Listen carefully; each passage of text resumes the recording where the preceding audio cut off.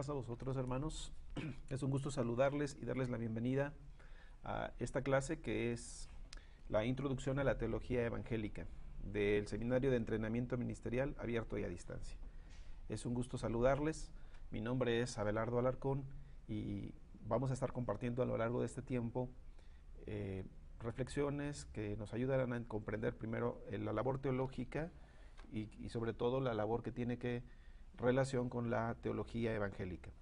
Así que vamos a comenzar con esta introducción. En primer lugar, diremos o vamos a enfocarnos a comprender qué es la teología evangélica, y esa es nuestra pregunta. ¿Qué es la teología evangélica?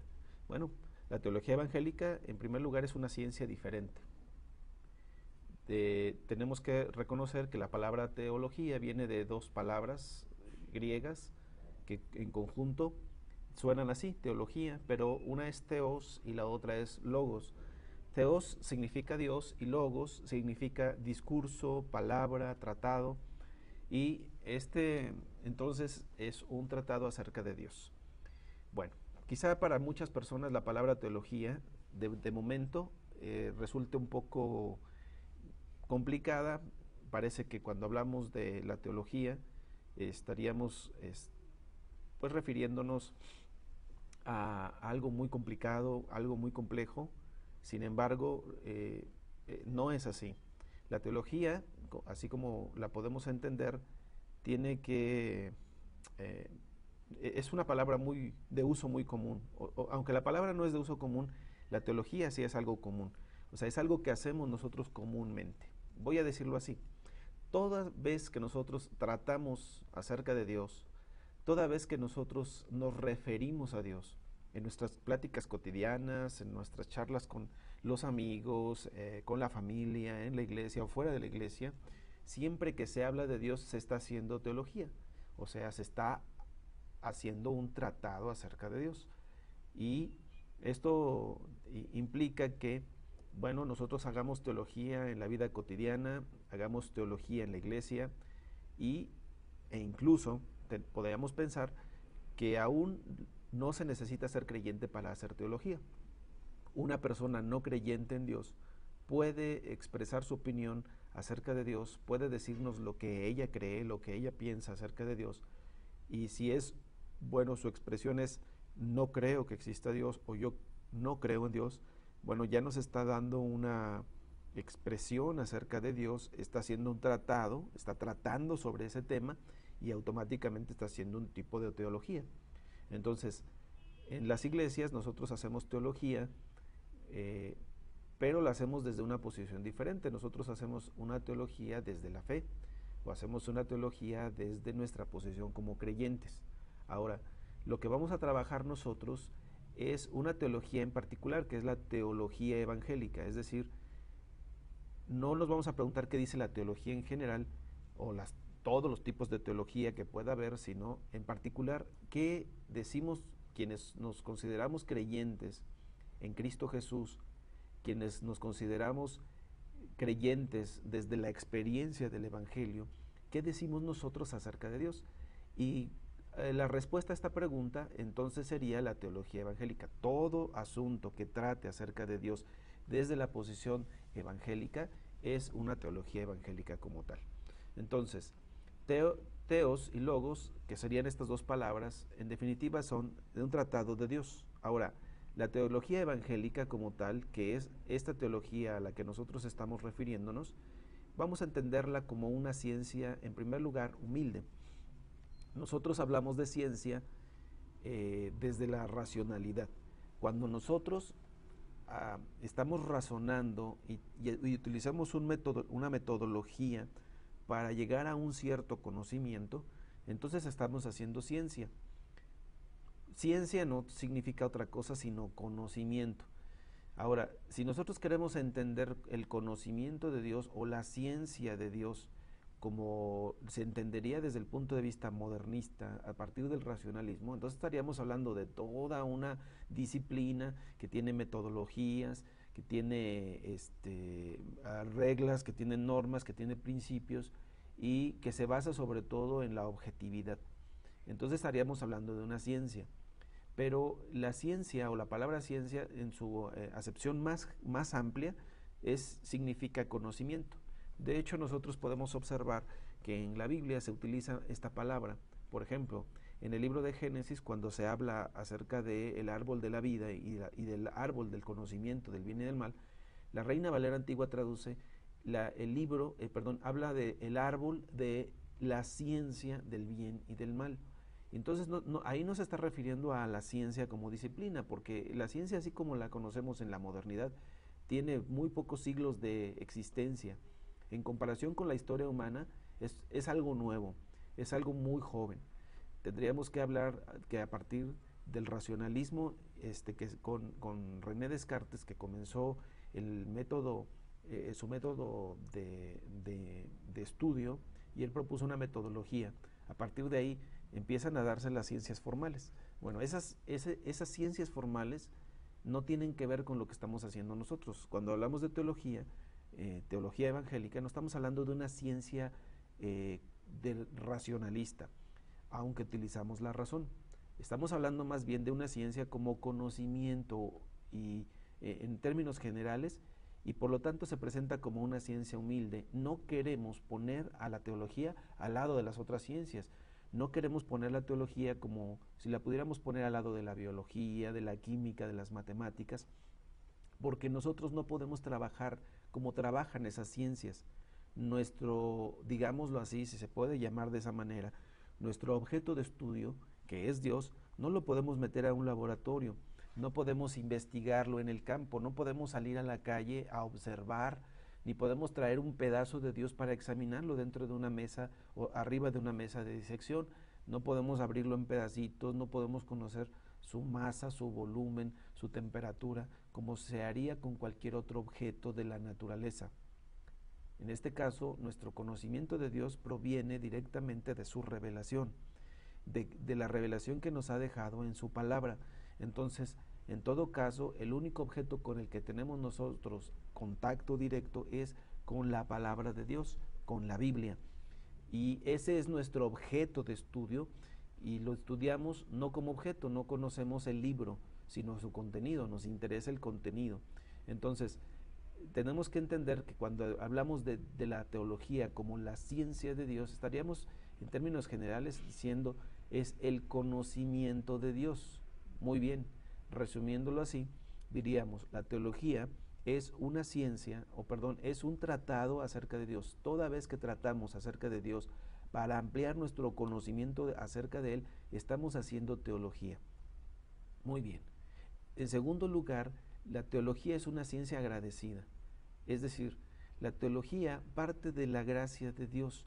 Nosotros no podríamos hacer reflexiones o no podríamos tratar hacer asuntos acerca de Dios si no fuera porque primero Dios se ha dado a conocer. Debemos de estar agradecidos. Es su gracia la que nos permite a nosotros tener este acceso a un conocimiento de Dios. Es su gracia la que nos da esta oportunidad de hablar acerca de Él.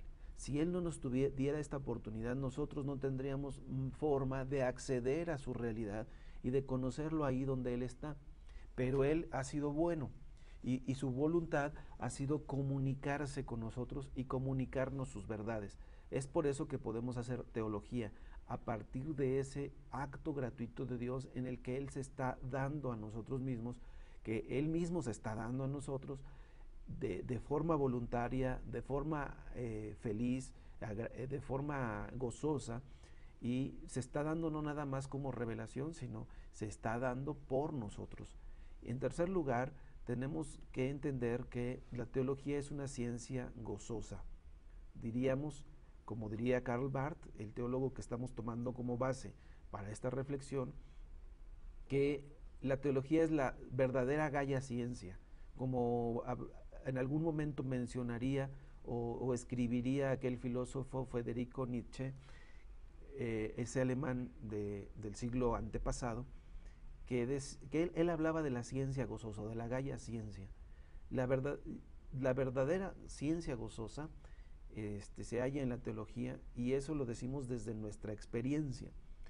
¿Por qué? Porque esta ciencia que va o este conocimiento que va avanzando, que se va haciendo más grande, al mismo tiempo que va avanzando y se va haciendo más grande, no nada más nos permite la alegría o el gozo de ir descubriendo algo nuevo, como el científico que, bueno, va escarbando, va buscando, va interrogando y va descubriendo cosas nuevas y se va gozando con esos nuevos conocimientos.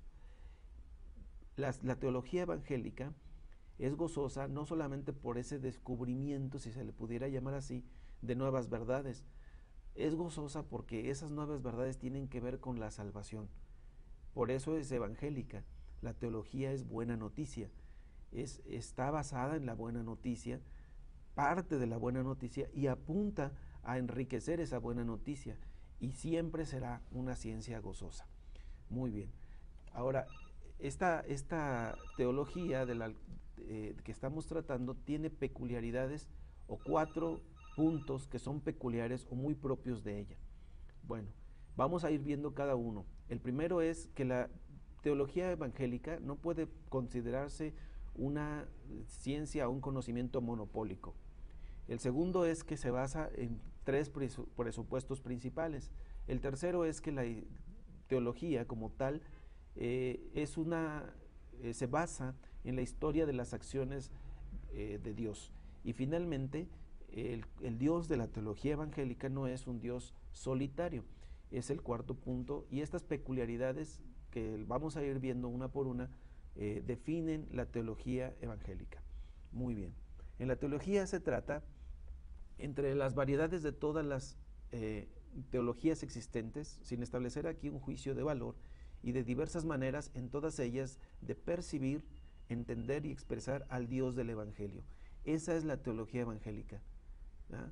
¿De qué se trata? Bueno, de percibir, de entender y de expresar al Dios del Evangelio, es decir, al Dios que se manifiesta en el Evangelio, que habla a los hombres acerca de sí mismo y que actúa entre ellos y en ellos por el camino que Él mismo ha designado. Donde quiera que Dios sea el objeto de la ciencia humana y como tal sea el origen y la norma de ese saber, allí habrá teología evangélica.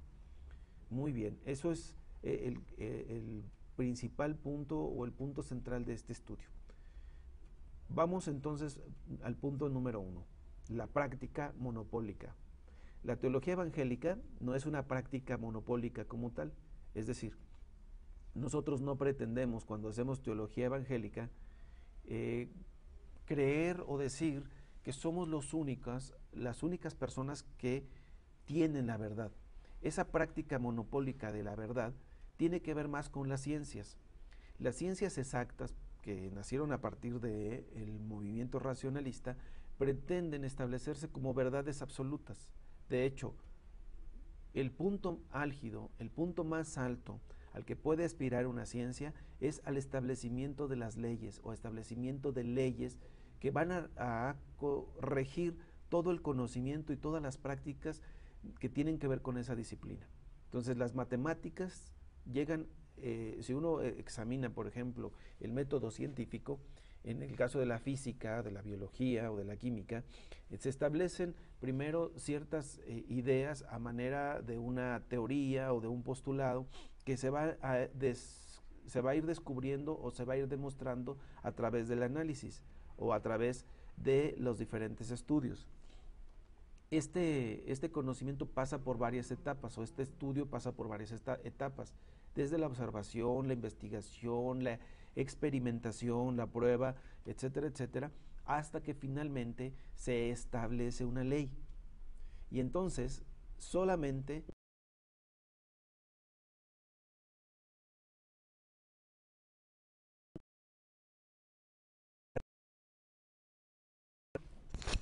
muchas personas, cuando hacen teología, quieren arribar a verdades acerca de Dios que les permitan establecer algo así como leyes,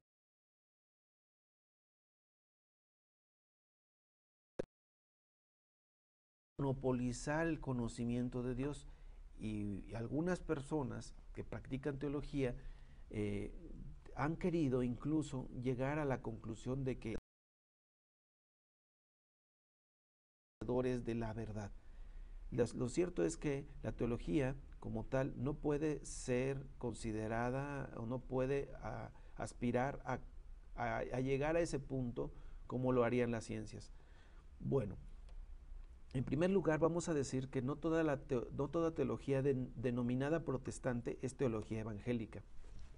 Cuando hablamos de teología evangélica, estamos hablando de algo diferente. Los teólogos protestantes, no por ser protestantes son evangélicos, no habría que confundir el término.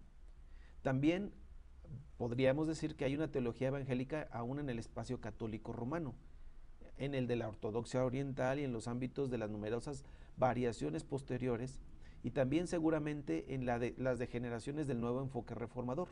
O sea, en el mundo cristiano, en el ámbito cristiano, hay muchas denominaciones, hay muchas posturas que pretenden, o desde las cuales se hace teología. Muchas de ellas pretenden ser la única manera adecuada o el único camino adecuado para hacer teología. Pero aquí no estamos hablando de si hacen teología o no, sino la interrogante es si se está haciendo teología evangélica. Y la teología evangélica no la hace cualquiera. No la hace solamente el protestante por ser protestante, o el católico romano por creer que tienen, que son que la iglesia es el único medio para acceder a Dios. Tampoco lo hace la ortodoxia oriental. O sea, ninguno de las posiciones puede pretender presentarse como la única posición. Con el término evangélico, más bien, estamos designando aquí objetivamente la continuidad y unidad católica y ecuménica, por no decir conciliar, de toda la teología. Y cuando hablamos de católico, no estamos hablando de la Iglesia Católica Apostólica y Romana, estamos hablando de la unidad católica en el sentido más amplio. La palabra católico significa universal, ¿verdad? Es decir, que abarca el todo, que comprende el todo. Entonces, evangélico significa continuidad en el sentido de que ninguna posición evangélica puede creer que nació solita, que surgió solita y que es la única a partir de cuando nació. Si yo dijera, por ejemplo, mi posición es la única y verdadera, y yo no tengo más de 40 años de haber vivido, o más de 20 años de haber conocido el Evangelio y de tener esta postura, entonces, si yo pretendiera que esa es la única, diría que por ser el único que está en lo correcto, todas las personas que han existido antes de mí, entonces están equivocadas. ¿Y qué habría pasado desde el año 0 o desde el año 30 en que vino nuestro Señor y que ascendió a los cielos, hasta los días en que yo nací y que yo, que supuestamente tengo la única verdad, ¿qué habría pasado? Significa esto que los siglos anteriores y las personas que vivieron anteriormente a mí, no hay esperanza para ellos, no pueden tener ellos algún tipo de verdad. Bueno, si yo pretendiera, o un movimiento en particular pretendiera ser el único que tiene la verdad, y que solamente desde que existe ese movimiento o desde que existe esa postura existe la verdad, ¿qué pasó con todos los movimientos y con todas las posturas anteriores? Necesitamos entender que hay una continuidad, que pertenecemos a una cadena histórica más amplia que nosotros. Y en segundo lugar, bueno, no nada más estaríamos hablando de la continuidad, sino también estaríamos hablando de esta unidad. Es decir, yo tendría que creer que la iglesia cristiana, o más bien la teología evangélica, es una sola teología y que puede estar presente en diversas manifestaciones y en diversos grupos y en diversas posturas. En algunos casos está manifiesta de una manera más amplia que en otro, y en algunos casos está más escasa. Ahora, esta teología evangélica o esta posición evangélica debemos entenderla como una posición que abarque un universo mayor que el de mi posición. Y ecuménica se referiría a que debe de estar abierta al diálogo entre diferentes posiciones y diferentes posturas. Ecuménico, por ejemplo, tendríamos que pensar en que antes de que existieran las iglesias institucionales, empezando por el catolicismo romano, que es la primera iglesia institucional, estamos hablando del siglo III, Los primeros 300 años de existencia del cristianismo fueron ecuménicos. No había una institución que gobernara a todas las iglesias. Hasta el siglo III fue cuando finalmente se decidió cuál era el canon. Se empezaron a hacer concilios. La cristiandad quiso ponerse de acuerdo respecto a lo que creían, sobre todo por la presencia de las herejías. Antes de esto, y antes de que existieran todas estas instituciones, la iglesia era ecuménica, es decir, pensaban que el lugar para que hubiera iglesia y para que hubiera verdad del evangelio no se definía por un lugar o por una posición, sino que era se daba al considerar todas las posiciones, al hacer un consenso, un diálogo, un encuentro entre las diferentes posturas. Por eso estamos hablando aquí de concilio. Por ejemplo, el primer concilio que existió fue el concilio que se relata en el libro de los Hechos. En ese primer concilio había diferentes posturas. Entre los apóstoles aún, quienes habían vivido con el Maestro y quienes lo habían conocido directamente, había posiciones distintas. La de Pedro, la de Pablo, la de Santiago. Había posiciones de los judaizantes y de los no judaizantes. Había posiciones de parte de los que tenían ya la experiencia con gentiles y de los que tenían experiencia solamente con judíos. Bueno, todas esas posiciones diferentes y diversas tuvieron que concentrarse en un diálogo para tratar de solucionar un problema que estaban viviendo en ese momento. Ese problema, ese encuentro entre diferentes posiciones que pretenden buscar un punto en común y hacer un diálogo, eso es la posición ecuménica y es conciliar. Entonces, para hacer teología evangélica tenemos que entender que la teología evangélica tiene continuidad histórica, es católica en el sentido de que abraza todo, y es ecuménica porque se basa en el diálogo y sobre todo en la búsqueda de la verdad del evangelio. Muy bien. La finalidad de las presentes lecciones no es introducirse en el mundo de las numerosas teologías con sus numerosos dioses, haciendo una comparación histórica entre ellas o especulando críticamente sobre las mismas, para adoptar luego una postura en nombre y en favor de una de ellas, a la vez que en contra de todas las demás, o de subordinarlas a todas a esa postura, o de coordinarlas a todas con ella. No se trata de eso. De lo que estamos hablando aquí es de algo diferente. La teología evangélica, tal como se está presentando aquí, lo que pretende es introducirse en el estudio de la palabra de Dios y buscar dentro de la palabra de Dios todo ese conocimiento y toda esa experiencia que pueda ayudarnos a experimentar, a vivir y a crecer en el Dios del Evangelio, en el Dios que se ha revelado en el Evangelio. Entonces, la teología evangélica no pretende, cuando hablamos de teología evangélica, no espere usted que vamos a hacer una comparación con todas las otras teologías que existen en el mundo. Decíamos hace rato que hay muchas otras teologías. El budismo hace su teología, el islam hace su teología. Aún dentro del mundo cristiano hay varias teologías, pero la teología evangélica aquí no pretende que hagamos una comparación con todas esas para ver quién tiene la razón, ¿sí?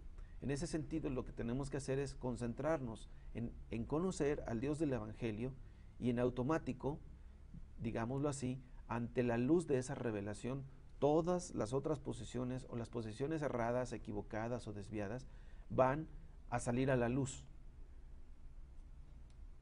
Muy bien, punto número 2, 3 presupuestos. ¿Qué presupuestos tiene la teología evangélica? Muy bien.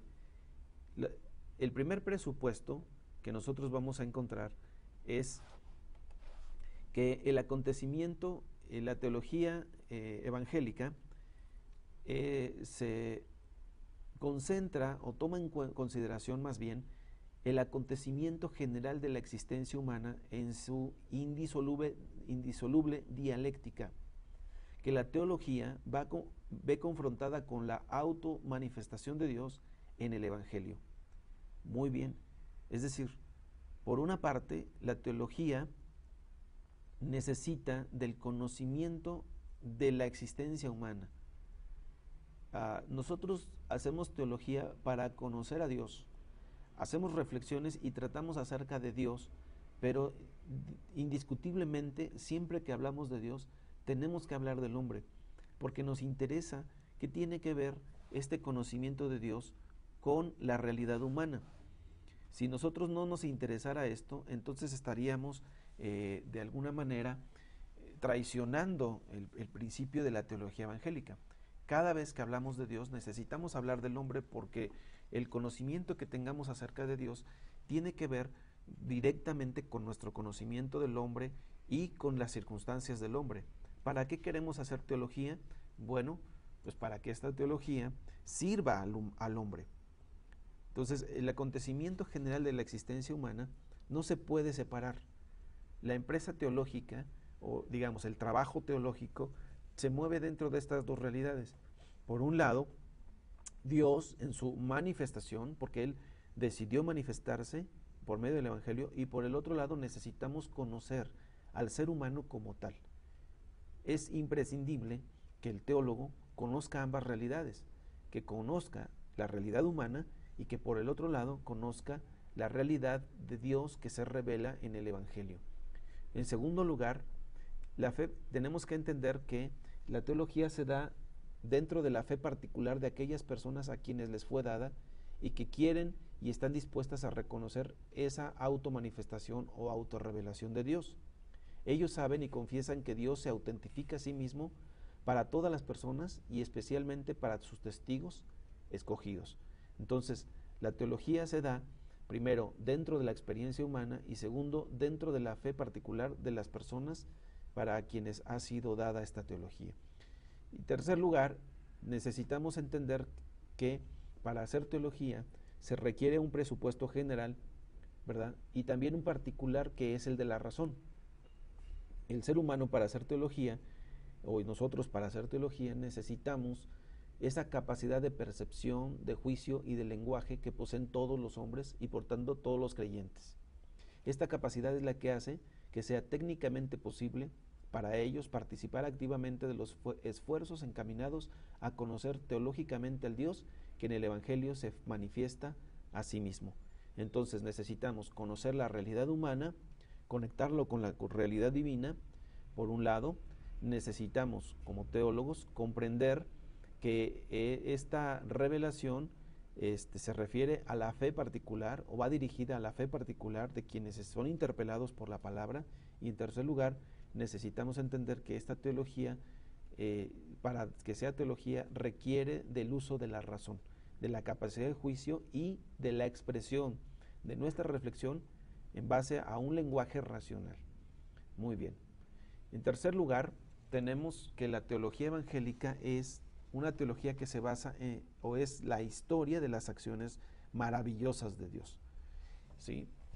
El objeto de la teología evangélica es Dios en la historia de sus acciones. En esta historia Dios es también el que se da a conocer a sí mismo, pero en ella Dios es a su vez el que es. En la teología Dios tiene y muestra conjuntamente su existencia y su esencia, sin precedencia de una sobre la otra. Por consiguiente, Él, el Dios del Evangelio, no es ni una cosa, ni un objeto, ni tampoco es un principio, ni una verdad, o la suma de muchas verdades, o el exponente personal de semejante suma. Es decir, ¿en dónde se revela Dios? Dios, vamos a decirlo en términos nuestros, no conocemos a Dios subiéndonos por medio de una escalera o yendo con un cohete al cielo y metiéndonos en su morada para ver cómo es Él. No conocemos a Dios así. A Dios lo conocemos en la historia. Él, a lo largo de nuestra historia como seres humanos, ha venido actuando de manera concreta. Y es a través de esas acciones concretas que los seres humanos pueden llegar a conocer a Dios. Y no nada más conocemos su hacer, sino también conocemos su ser, pero no su ser en términos ontológicos, como si pudiéramos filosofar acerca de Dios y de su ser, sino su ser como relación. Dios es un Dios que se relaciona y en la relación lo conocemos.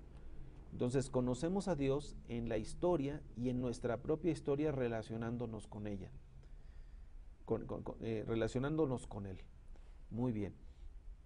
Entonces, el tercer postulado de la teología es que la teología evangélica se basa en la historia de las acciones maravillosas de Dios. Y el número 4 es que el Dios del Evangelio, así como nosotros lo concebimos y como se nos ha revelado, no es un Dios solitario. No es el Dios que se manifiesta en la filosofía, como algunos podrían pensar. El Dios del Evangelio no es un Dios que se satisfaga a sí mismo y que esté encerrado en sí mismo. No es un Dios absoluto, o mejor, no es un Dios desligado de todo aquello que no sea Él mismo. No es el Dios de la filosofía. Debemos entender que ese Dios absoluto, que es el Dios de la filosofía, es un Dios que se conoce por medio de la deducción. El ser humano ha llegado a deducciones acerca de Dios por medio de los silogismos propios de la filosofía. Y ha creído que eso es conocimiento de Dios. Es decir, los antiguos filósofos, los filósofos de la época clásica, la filosofía griega, creyeron que podían llegar a conocer a Dios y que podían llegar a conocerlo, bueno, no exactamente a Dios. Ellos llegaron a la conclusión de que había algo así como el ser que daba origen a todos los seres y que ese era el ser absoluto. Y que, bueno, para conocer o saber acerca de ese ser absoluto del cual se desprenden y del cual provienen todos los seres que existen, el ser por eminencia, el ser como tal, el ser absoluto, ese ser absoluto podría conocerse por medio de la deducción, porque al ser absoluto no está cerca de nosotros ni está accesible a nosotros. Sería un ser que no conocemos, porque al ser absoluto no se comunica. Vamos a decirlo así. Si los seres que nosotros conocemos son temporales, este ser absoluto tendría que ser, por ser el ser absoluto, tendría que ser todo lo opuesto. Si los seres que conocemos son temporales, existen en la temporalidad, este ser absoluto existiría en la no temporalidad y sería infinito. No tendría fin, no se terminaría como los seres que nosotros conocemos. Si los seres que nosotros conocemos, por ejemplo, son dependientes para su existencia, dependen de otros para existir, o de otros elementos o de otras circunstancias, el ser absoluto no dependería de nadie, no se comunicaría y no necesitaría de nada para poder existir. Sería completamente independiente y no se relacionaría con nuestra realidad. Y así se fue deduciendo cómo podría ser ese ser absoluto.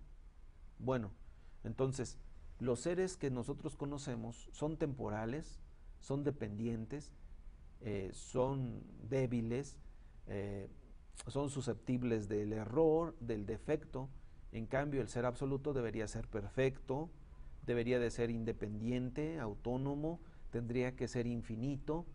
Y bueno, después de que los filósofos especularon acerca de este ser absoluto, algunos cristianos llegaron a la conclusión de que ese ser absoluto no era otro sino Dios.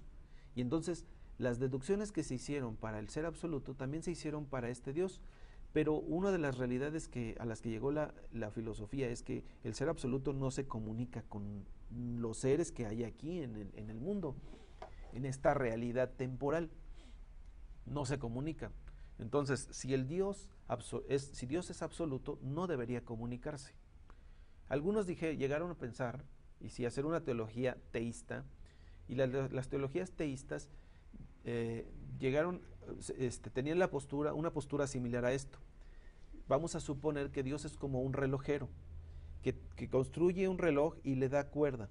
Y entonces después de haberle dado cuerda, lo suelta ahí, lo deja en el espacio y lo deja funcionando. Él ya no se relaciona con eso. Ahora todo tiene su propia dinámica y existe por sí mismo gracias a todos estos elementos que se le dieron. Entonces, algunos llegaron a creer que Dios no se comunicaba con nosotros, que era imposible comunicarse con nosotros porque es absoluto. Pero el Dios del Evangelio no es un Dios que viva ya en lo trascendente y que de ninguna manera se comunique con nosotros. Precisamente el Evangelio consiste en decir que este Dios se comunica, que se ha comunicado por medio de su Hijo Jesucristo y que nos ha revelado su verdad y que nos ha revelado su amor. Este Dios está cercano a nosotros. Muy bien, y ese sería el cuarto postulado de la teología evangélica. Así, el Dios del Evangelio, este Dios se comunica con nosotros, lo hace a través de la historia de sus acciones. Un Dios que frente al hombre solo fuera un Dios excelso, lejano y extraño, en una divinidad sin humanidad, aún en el caso de que se diera a conocer de algún modo al hombre, solo sería el Dios de un dus angelon o dis angelion, que sería un no evangelio, un Dios de malas nuevas y no un Dios de buenas nuevas, pero el Dios que se ha revelado a nosotros es un Dios que tiene buenas noticias para nosotros. Muy bien, ahora, continuando con lo que vamos a estudiar en la teología evangélica, en esta introducción, porque es una introducción a la teología evangélica, quiero rescatar algunos elementos de esto que es la introducción. Cuando nosotros hablamos de introducción, generalmente nos referimos a, como en todas las ciencias, algo así como un conocimiento general de lo que vamos a hacer, ¿verdad? Dentro de un campo grande, amplio de conocimiento, bueno, las introducciones sirven para dar esos primeros pasos y conocer de manera general este conocimiento. Bueno, nosotros tendríamos que cambiar nuestra perspectiva acerca del conocimiento de Dios. En la Escritura, conocer a Dios no es algo que se haga de manera intelectual exclusivamente. Conocer a Dios también implica conocerlo intelectualmente, pero va más allá de ese conocimiento. Conocer a Dios en la Biblia, y la palabra conocer tiene que ver con algo más.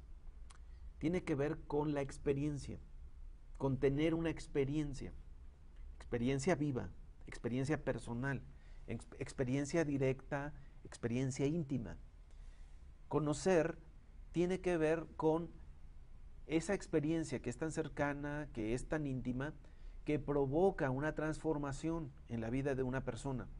Entonces, cuando se provoca esta transformación, cuando se ha producido esta influencia, entonces se ha dado el conocimiento. Por eso dice Dios que conocerlo a Él no es un acto intelectual, conocerlo a Él es convertir nuestra vida en una vida que se distinga por las acciones mismas de Dios. Si dijimos que a Dios se le conoce por medio de sus acciones, entonces se le conoce en sus acciones también.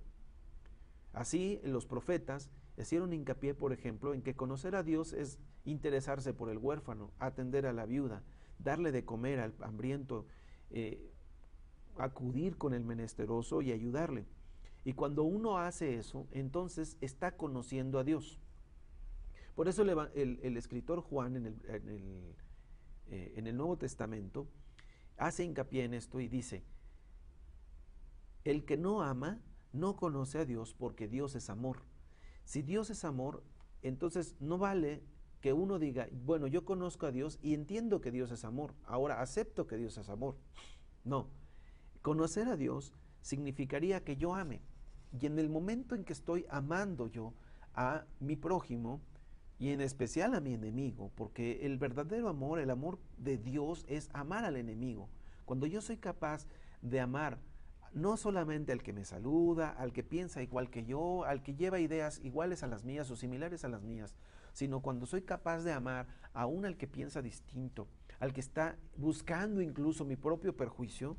Si alguien que quiere ponerme el pie para que yo tropiece, si yo logro amar a ese, entonces eso es conocer a Dios, porque estoy realizando las acciones que Dios realiza. Jesús les reclama, por ejemplo, a judíos en el Evangelio de Juan y les dice: vosotros de vuestro padre el diablo sois, porque hacéis las acciones de vuestro padre. Si fuerais hijos de Abraham, haríais las acciones de Abraham.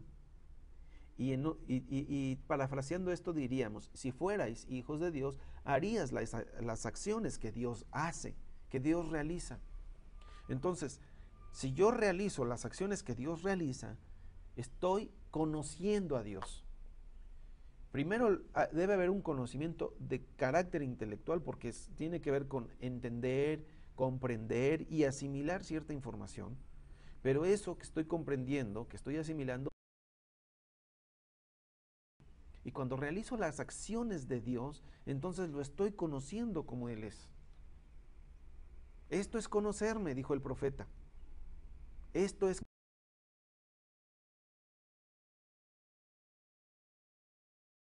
No se queda tampoco solamente en la acción. Conocer tiene para la teología evangélica 3 aspectos. Estos 3 aspectos, Dios tiene que estar relacionado con la experiencia del conocimiento, y en ese sentido se da la experiencia teológica. La experiencia del conocimiento tiene 3 elementos. Primero, el primer elemento es saber como conocimiento. Cuando yo estoy conociendo, cuando sé. Saber es conocer. En segundo término, el hacer. ¿Cuándo estoy conociendo? Cuando soy capaz de hacer como habilidad. Entonces estoy conociendo. Y finalmente llegaríamos al tercer elemento, que es el conocimiento como realización. Cuando este conocimiento invade o afecta mi ser, y entonces ya no solamente conozco, sino que soy. Y a la par que soy, entonces me estoy realizando yo como persona. Cuando lo que yo conozco, como lo que yo sé y lo que yo sé hacer, me está permitiendo realizarme como ser humano, entonces, digámoslo así, estoy siendo. Voy a poner un ejemplo. Un carpintero sabe de madera, conoce las herramientas, y en el campo del saber, él no puede decir soy un carpintero solo porque conozco las herramientas o porque conozco los tipos de madera. Él es carpintero en la medida en que su conocimiento lo lleva a hacer. Y cuando él hace ya un mueble, cuando él ya hace una puerta, cuando él ya hace una mesa de madera y trabaja la madera con pericia, entonces está desarrollando el saber, el hacer como conocimiento, como habilidad. ¿Sí? Entonces yo, si quiero ser carpintero, no solo debo adquirir conocimientos, sino habilidades. Y en la medida en que voy desarrollando todo esto, voy siendo, ¿verdad? Me estoy realizando como carpintero. Y ahora sí pueden decir, él es un carpintero. Él no hace solamente carpintería, sino es carpintero. Ya es algo que me distingue. Pero además de esto pueden decir, él es un buen carpintero, o él es un carpintero responsable, o es un carpintero que tiene habilidades especiales, o es un carpintero fenomenal, o bueno, fuera de lo común, fuera de serie. Entonces, ya está afectando mi ser. Bueno, si yo hablo entonces del teólogo, conocer teología o el conocimiento de Dios implica primero un conocimiento teológico, saber como conocimiento, una habilidad de reflexionar teológicamente, la habilidad de estar constantemente meditando en estas palabras y hacer reflexiones acerca de Dios. Y el tercer lugar sería el hecho de ser teólogo. Y este ser teólogo tiene que ver con el desarrollo de mi persona, con mi realización teológica o mi realización como teólogo, que es una realización también como cristiano. Por eso, el programa que estamos proponiendo para estudiar a lo largo de este curso es un programa tomado del libro de Karl Barth de introducción a la teología evangélica, y consiste en lo siguiente. Primero vamos a ver durante esta semana el lugar de la teología, el lugar que tiene en la palabra, los testigos y los testimonios, la comunidad y también Bueno, y toda esta realidad que tiene que ver con el espíritu. Después vamos a ver la existencia del teólogo y las actitudes de admiración, de asombro, el estar dispuesto a verse afectados y el asumir compromisos. Este es el camino de la fe. En tercer lugar, vamos a hablar de los riesgos de ser teólogo. Cuando una persona es teólogo o quiere hacer teología y quiere constituirse, ser teólogo, tiene que aceptar y tiene que saber que hay riesgos en ese camino. Entre ellos la soledad, la duda y también la tentación y la prueba. Bueno, este es el camino en el que hay que andar con esperanza. Y finalmente, vamos a hablar del trabajo del teólogo. ¿Qué hace el teólogo y cuál es su trabajo principal? Y cuando nosotros hablemos de este trabajo, bueno, vamos a hablar de la oración, del estudio y del servicio como trabajos teológicos. Y en este sentido hablaremos del camino del amor. Estos temas los vamos a ir abordando a lo largo de 4 semanas. Durante la primera semana veremos este camino que es el del espíritu. El segundo sería el camino de la fe. El tercero sería el camino de la esperanza. Y el cuarto sería el camino del amor. Estos 4 elementos, que serían el lugar de la teología, la existencia teológica, el riesgo del teólogo y el trabajo del teólogo, serán nuestra ocupación durante las 4 próximas semanas, si Dios así lo permite. Bueno, pues deseo que el Señor nos bendiga en este trabajo, en esta tarea, y si así lo permite el Señor, estaremos abordando los primeros temas ya a partir de la siguiente lección. Entre tanto, déjenme darles la bienvenida a esto que es una introducción a la teología evangélica.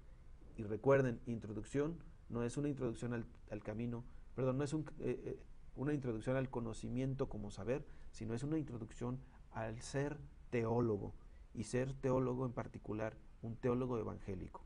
Que Dios los bendiga.